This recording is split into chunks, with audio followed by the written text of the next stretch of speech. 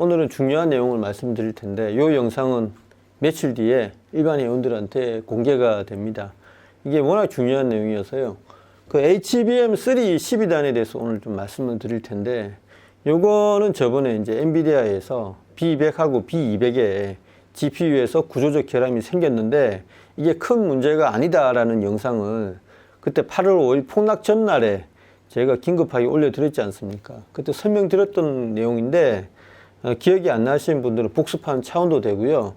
좀 더 여기서 나아가서 수율하고 내년 시장 전망을 좀 더 정치하게 이야기를 해보도록 하겠습니다. SK하이닉스의 올해 HBM 판매 구성을 보면요. 50% 이상이 HBM3입니다. 그런데 이게 내년에는 어떻게 되냐? 처음에는 HBM3 8단이 내년에 주력 제품이 아니겠냐 이렇게 예상을 했었거든요. 근데 의외로 내년에 주력 제품이요. HBM3 12단입니다. 바로 이게 퀀텀 점프를 하는 거죠. 이게 주력 상품이 될 가능성이 많다고 합니다. 이게 의미하는 거는요. 수익성이 엄청나게 올라온다는 거죠. 12단은 아시다시피 다이 하나의 용량이 3GB이기 때문에 이걸 12개로 쌓으면 36GB가 되지 않습니까? 용량도 예전에 HBM3에 비해서는 많이 늘어나죠. 그리고 대역폭이요. HBM3가 HBM 덩어리 하나가 819.2GB/s 였거든요.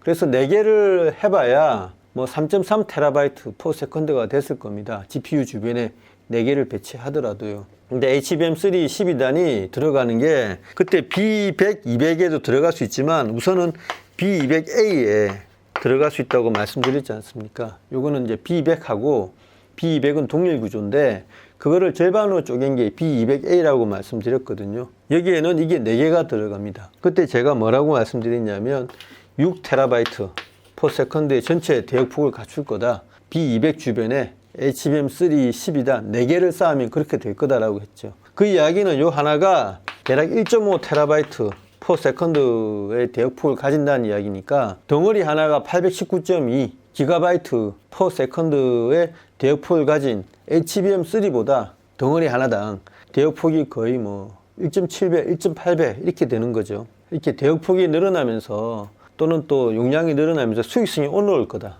HBM3보다는 당연히 버전이 바뀌는 거니까 기가바이트당 가격이 더 올라오겠죠. 이런 것들이 주력으로 되면 비싼 제품이 주력이 된다는 이야기니까 SK하이닉스는 내년에 녹아난다.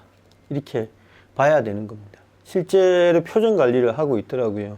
두 번째는 뭐냐면 삼성이 들어오는 게 불가능할 거라는 거죠. 왜냐하면 지금 삼성의 HBM3 12단이 올해 4분기 안에 엔비디아의 컬을 받을 거라고 목 놓아 이야기하고 있지 않습니까? UBS라는 외국계 증권사에도 그렇게 이야기를 하고 있고요. 국내외 증권사 뭐 다 통틀어서 다 그렇게 전망을 하고 있거든요. 어떤 사이트 들어가면 많은 유저들이 그 기정사실로 받아들이고 있는 데 대해서 제가 좀 많이 놀랐는데 실제로는 올해 11월 달에 HBM3E 8단 테스트가 있는 걸로 알고 있습니다. 저번에 이제 트렌드포스에서 어떤 글을 쓰면서 문장 말미에 삼성이 이미 HBM3E 8단 엔비디아에 납품하고 있다 이렇게 했었죠.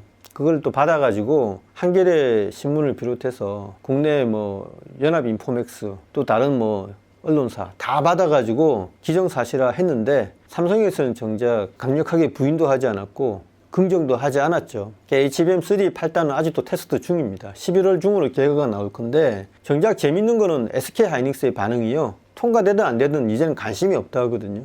예전에는 그런 거를 이제 귀 기울여 듣고 삼성의 동향을 면밀하게 파악을 했는데 SK하이닉스는 전혀 관심이 없습니다. 왜 그러냐 하면 이미 자기네들은 HBM3 12단을 내년부터 이제 메인 제품으로 채택할 만큼 양산성을 확보했기 때문이죠. 삼성이 HBM3 8단을 올해 하든 안 하든 상관없이 12단에 못 들어오니까 내년 시장은 전부 우리 거다라고 생각을 하고 있는 겁니다. 삼성전자는 HBM3 12단을 올해 안에 전 하기는 힘들 거다. HBM3 8단은 가능성이 있다. 이렇게 정리를 할 수 있겠습니다. 최근에 마이크론도 HBM3 12단에 대해서 뭐 제품을 납품했다고 하는데 아마 시제품일 겁니다.